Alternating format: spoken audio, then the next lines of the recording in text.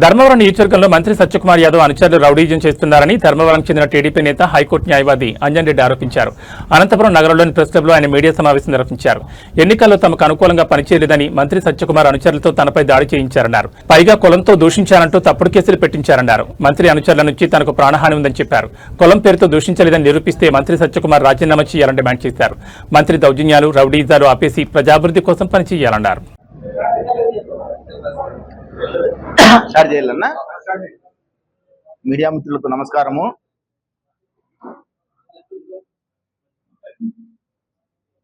నా పేరు వెంకేకాలం అంజన్ రెడ్డి. నేను హైకోర్టులో గత 17 సంవత్సరాలుగా పనిచేస్తున్నాను. అంతకుముందు 93 నుంచి నేను ఆర్ఎస్ఎస్ సంబంధించిన వ్యక్తిని, ఆర్ఎస్ఎస్ ఒక స్వయం సేవకుని. ఆ తర్వాత ఏబీవీపీలో రాష్ట్ర కార్యవర్గ సభ్యునిగా 3 పర్యాయాలు కొనసాగాను. మీ అందరికీ తెలుసు, మనందరం కూడా గతంలో నేను విద్యార్థి పరిషత్ కార్యకర్తగా ఒక 5వ సంబంధించిన దాని వ్యక్తిగా పనిచేశాను. గత 30 సంవత్సరాలుగా నేను బీజేపీ పార్టీకి సింపథైజర్నే. అయితే బీజేపీ పార్టీలో నాకు ఇప్పుడు సభ్యత్వం లేదు. మా తమ్ముడు కూడా గత ఎలక్షన్స్ లో బీజేపీ పార్టీ ధర్మవరం నియోజకవర్గం ఫోన్ చేశాడు. గౌరవ మంత్రివర్గిగా ఉన్న సత్యకుమార్ గారు ధర్మవరం నియోజకవర్గం రాకముందు వరకు మా తమ్ముడే ధర్మవరం నియోజకవర్గానికి ఇన్ఛార్జ్ గా ఉన్నారు. గతంలో మేము గత 30 సంవత్సరాల నుంచి కూడా మేము బీజేపీ పార్టీ కోసం పనిచేస్తున్నాము.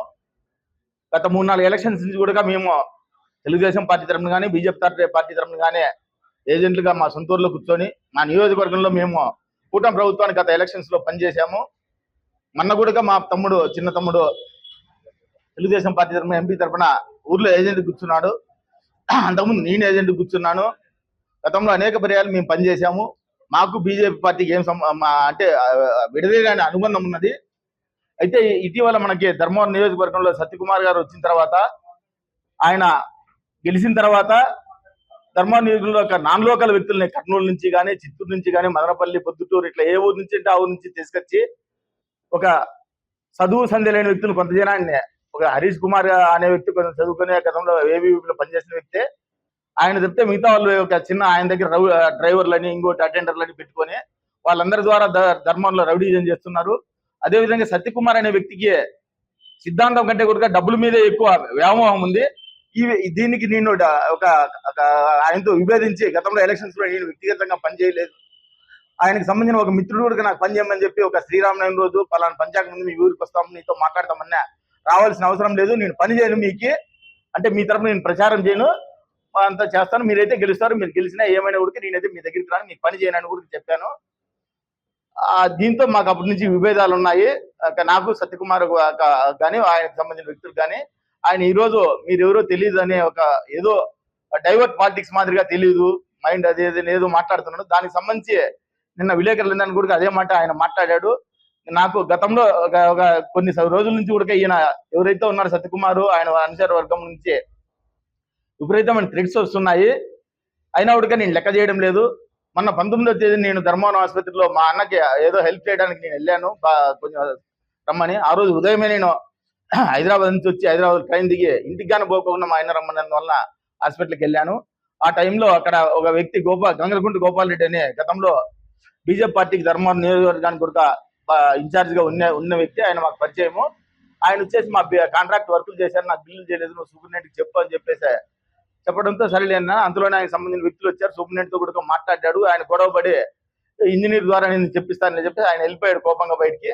ఆ తర్వాత సూపరింటెండెంట్ గారితో వెళ్ళి ఏం జరిగింది సార్, ఏం విషయము అని అడిగితే, సార్ కొన్ని వర్కులు ఇంకా పెండింగ్ ఉన్నాయి, రాండి సార్ మీకు గలటి చూపిస్తాను, మీరు చెప్తారు అని చెప్పి తీసుకొని పోయి మేము అక్కడ ఏదైతే ఓపీ అవుట్ పేషెంట్ విభాగం దగ్గర బయట హాస్పిటల్ దగ్గర అవుట్ పేషెంట్ విభాగం ఉంటుంది కదండి లోపల కంపెనీలో, అక్కడ వెళ్ళి ఆ వర్క్ ఏదైతే జరిగిందో అది పెండింగ్ ఉందని చెప్పి సూపరింటెండెంట్ గారు వర్క్ ఏదైతే చూపిస్తున్నారో ఆ వర్క్ చూస్తానేమో. అదే టైంలో అక్కడ హరీష్, ఆయనకు సంబంధించిన వ్యక్తులందరూ అక్కడికి వచ్చారు. వాళ్ళకి మనకు కొంచెం అంటే సరిపోదు కాబట్టి నేను పక్క మౌనం తప్పించుకొని పక్కకు వచ్చే ప్రయత్నం చేశాను. ఆ సమయంలో ప్రవీణ్ అనే వ్యక్తి, అన్న నువ్వు అంజన్ రెడ్డి కదా పరిచయం చేసుకుని నా దగ్గరికి వచ్చేసి అన్నాడు, అవును బాబు నేను ఎవరు నిన్ను గుర్తుపట్టలేదు అన్నా. అన్న నా పేరు ప్రవీణ్ కుమార్ యాదవ్ అన్న, ఏ ఊరు నిన్ను చూడలేదు, గుర్తుకు రాలేదన్నాను.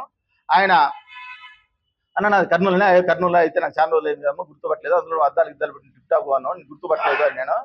ఆ పరిచయం చేసుకునే వ్యక్తి కొంచెం దూరంగా ఉండే వ్యక్తి దగ్గరికి వచ్చేసి వెంటనే నా భుజం మీద చేసి గట్టిగా పట్టుకొని ఆ ఫోన్ లాక్కొని గబాని నా తల మీద దాడి చేశాడు. ఆ టైంలో నేను వెంటనే ఆయన నుంచి తప్పించుకోవడానికి వెనక్కి పక్కకి వెళ్ళాను. వాళ్ళు కొడతారని నేను అనుకోలేదు. అప్పుడు హరీష్ సూపరింటెండెంట్ అక్కడ పక్కన దగ్గర వెంటనే ఇంకో వ్యక్తి వచ్చి నన్ను మొహం మీద అక్కడ ఇక్కడ కొట్టారు. నేను పడిపోయాను, నా రక్తం కారింది.